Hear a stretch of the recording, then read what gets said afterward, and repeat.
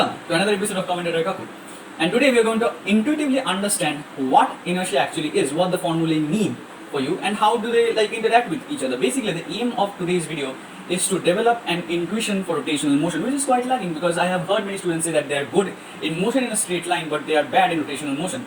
What it actually means that you have developed that intuition for bodies moving in a straight line. You know how things interact with each other in a straight line, but you still did not develop that intuition for rotational motion. And what gives me the right to lecture you on this topic? The very fact that I am a first year medico at College of Medicine and JNM Hospital, Kalyani, and apparently on YouTube, that's the very bar which you require to cross to give lecture on YouTube.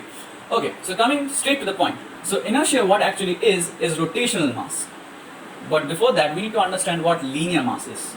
Like, what is mass? How do you understand what is heavy? So for that, I'll take out two bones. Femur and tibia. Well, I should have warned you for this, but I guess no many people don't get offended. So you can probably tell that this is much more heavier than this one, right? You can understand. But probably most of you would say, yeah, this is heavier because this is pulling down on my hand more, and this is heavier because this is pulling down on my hand less. I have to apply less force for it. You are correct that this is a significance of mass, like this is heavier. You can say that this has more mass by that method, but you're a bit wrong also. What you're saying is weight. Yes, weight is an indirect measure of mass, but weight is not mass. What you are saying by me pushing up on these bones is that I am counteracting the weight.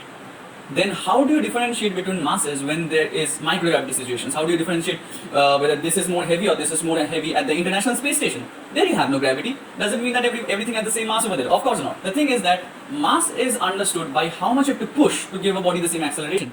For example, if I have to push this femur like this, I know I have to push this hard. But if I have to push this tibia, which is of much less mass, I can just do it like this. Like I have to push much less to give it the same velocity, to give it the same acceleration. So mass is actually defined as force by acceleration. The more force you have to give to a body to give it the same acceleration, the more its mass is. That's how you can intuitively think of mass. Rotational mass is kind of similar. For that, I'll take up my femur again. It's not my femur though. Okay. So rotational mass is this thing. This is inertia. The mass which you are feeling while rotating this. You can feel this? Try taking any object, any rod kind of a structure. Yeah, I just wanted to flex flex the skeleton which I had with me. So that's why I took this up. But the point is, just take any rod-like structure and try to do this. You'll feel that you have to counteract rotational mass kind of a thing, right? You did this, and now you do this. Try to rotate it along its side.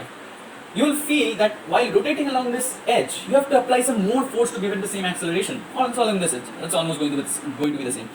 But when you're doing it along this, you have to apply much less force. Or rather, since it's rotational motion, much less torque. So what you think in linear motion as force becomes torque in rotational motion. What you think as velocity in linear motion becomes omega, the angular velocity in rotational motion. And what you think as mass in linear motion becomes inertia in rotational motion. So now an obvious question comes that you have maybe read the formula of inertia as mr squared in your textbooks or maybe in your class, or maybe your teacher has told you. But where does mr squared even come from? Like you can understand that yeah, it has a relation with r. How?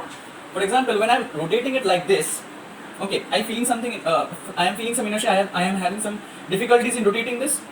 But when I'm doing like this, I'm not having that much difficulty. I can just do like this. But for doing like this, you have to apply some really good force.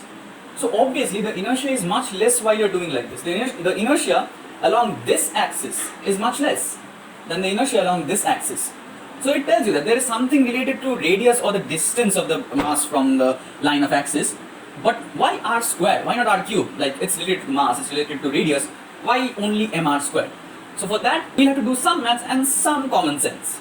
Okay, so for deriving the formula for inertia, we need to first assume a situation where there is a particular body which is going in circular path, which does not need to actually go in a circular path. It can go in a particular velocity also. It is going in a particular velocity. But I can make this diagram better. Why am I doing this? It is going in a particular velocity and a v. Now I want to find the kinetic energy about this point, like using rotational mechanics. So, wait, what happened? So this is my radius vector, right? The position vector of this body, and the mass of this body is m, right? So if you know something about angular velocity, what is angular velocity? Angular velocity is v by r, right? We know this. Also, can you tell me in which direction the angular velocity is? Is it plus k cap or minus k cap? K cap being plus k cap being outside the plane of the paper and minus k cap being inside the plane of the paper. So what you do is you curl your hands along from V cross R. Like you curl your hands from V vector to the R vector. Basically what you do is you do something like this. So if you curl your fingers around this, your thumb comes out of the plane of the paper, right? Which means that it's positive k cap. But it's a thing which we will probably not require right now. We'll require maybe later. This is a small concept which I wanted to put inside. Okay, coming back to the topic. That this body right now, what is its kinetic energy? Its kinetic energy is half mv square. Now do you remember something which I told you? That mass in rotational motion is inertia, right? And velocity in rotational motion is omega, that is v by r. Now I need to represent this kinetic energy, which is in the form of linear kinetic energy, in the form of rotational kinetic energy. Now about this point O, it's all the same, right? The kinetic energy of the body is not changing. So I just need to convert the terms. How do I do that? I write V like omega is equal to v by r, right? So I can as well write v is equal to omega r, right? Fair enough. So I write v over here as omega r whole square. What it happens, well, like what help does it do? It gives me mr square omega square, right? Now can you see something happening? What did I tell you omega was? Omega was just the corollary of velocity in rotational motion. So what this actually is angular velocity, right? Here is the half term. Wait, I am using a different color. Let me use a different color. That would be better. This is not any politically sponsored video. Please don't take care of the colors like that. So you have this half over here. This v square, wait, let me change the color again, just to be politically correct. Incorrect actually. This v square represents this omega square over here, right? You see, this half has remained as half, the constant has remained constant. Yeah, constants remain constant, that's the reason they're called constants. This velocity in linear has converted to velocity in rotational. So wait, let me take another color. Yeah, I'm not making a rainbow in over here. And this linear mass has converted to rotational mass. And what is rotational mass? Inertia. So we can clearly write this as, wait, let me change back the color again to black. So we can clearly write this as half I omega square, meaning that the value of I is mr square, and that is how you get the formula of inertia, right? Now it's time to go on for the next thing which we'll develop intuitively. Okay, so by now we know that inertia is mr square, right? We know that inertia is mr square. So now if we have discrete bodies, suppose I have this axis and I have some random bodies over here, okay, and I have another situation where I have this set of bodies, but I have the masses scattered around like this. Now the sum of these masses over here, this is the sigma sign, wait. So the sum of the masses over here, say, is capital M, and the sum of masses over here is also capital M. But can you tell me which one of these would have more inertia, whether this situation 1 or whether this situation 2? If you think for a while, you just pause the video for 5 seconds, and if you do not, that's entirely your problem. I give you 5 seconds, it's over. Okay, so if you think very intuitively, the thing which is away from the axis of rotation, this is the axis of rotation, right? I didn't tell you that? Use common sense next time.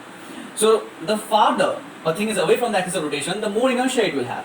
And inertia can be added just like masses. Remember, in masses, when a 2 kilogram and a 3 kilogram block were stuck together, you took them as a 5 kilogram mass, right? So similarly also here you add inertia. So here, each of these bodies would have more inertia than each of these bodies. Let me just change the color, otherwise you won't understand. So each of these bodies would have more inertia than each of these bodies, right? So when you add them cumulatively, what will happen is that although this and this set has the same mass in totality, this will have more inertia. Why? Simply because it's away from the axis of rotation. Now let me get back to this femur, this example of femur again. Remember when I was rotating like this, I could just rotate it very easily, but when I'm rotating from here, I'm having to put some real stress, like you have to put some real force to rotate it like that. Why? Because if you notice that now every particle in this bone is much more closer to the axis of rotation, which is this. This is the axis of rotation. Now every particle is much more closer to the axis of rotation. And when I shift my hand here, The distance of these particles did not change much, but these particles have gone almost twice the distance. So actually the inertia has increased much more. And that's the reason I'm feeling this more mass. I have to push in more, the more rotational mass, and that's why the inertia increased. So you can think of this intuitively and have a sense that which will have more inertia, which will have less inertia. So that's an intuitive sense. Now I'll give you another problem to think. Suppose I have two pomegranates over here. Don't suppose, I have two pomegranates. What you have to suppose is that this is hollow and this is solid. But although this is hollow, this has the same mass as this pomegranate. And assume that this is a sphere, okay? So basically they have the same axis of rotation, like this, okay? So now this is hollow and has the same mass as this. This is solid. So which will have more inertia? This one or this one? Which one will you feel more difficult to rotate? Think for 5 seconds. 5 seconds is over. Okay. So now if you said this one, because it's solid and it's solid, you get the feeling that it's solid. So like you can ball with it. It's gonna be harder. It's gonna hit the ground and bounce. So it should have more inertia. But then you're a bit wrong. Remember what I said. Inertia is mr squared, which means it absolutely does not care what you feel about it hitting the ground. It cares whether you can rotate it about its axis. So since this is solid, there will be many particles who are close to it. The distribution is uniform. There are many atoms which are exactly on the axis. There are many atoms which are just up around the axis. There are many atoms which form the surface. There are atoms distributed from the surface to the axis. But in case of this, all the mass is concentrated on the surface, which means that there are many more particles which are distributed away from the axis with respect to this. For every particle which exists inside this sphere, this outer surface, there is a particle which exists on the surface. So the point is there is more mass away from the center, away from the axis, which means if a mass is away from the axis, its inertia is more because of mr squared. Now this is a very intuitive thing, which means that a solid hollow sphere, what is a solid hollow sphere? A solid sphere will have much less inertia than a hollow sphere for the same mass. Intuitive, right? Now you get the intuition that a solid sphere has more particles close to its axis, which means you will have less difficult rotating. But a hollow sphere has its particle away from the axis, so you have to push in more effort because its inertia is higher. So a hollow axis will have more inertia. What's a hollow axis? A hollow sphere will have more inertia than a solid sphere of the same mass. And this is just intuition. You'll get to see the formula later, like when you're deriving it, and when you find that, oh, this matches with the intuition, then you'll find the fun in physics, that you'll not have to remember many things. You'll just get the things out of intuition, right? Okay, so while I was editing the video, I noticed something, that the video was getting pretty long. So I decided to cut the video into 2 halves. This was the first half that you watched, and the next half I'm going to upload maybe tomorrow or the day after that. So you better be subscribed and hit the bell icon so that you can be notified when the next video comes up. And in the next video I'm going to try to explain the parallel axis theorem more intuitively. So yes, subscribe to the channel, and also consider sharing this video if you think you have gained something from it. And as always, keep commenting.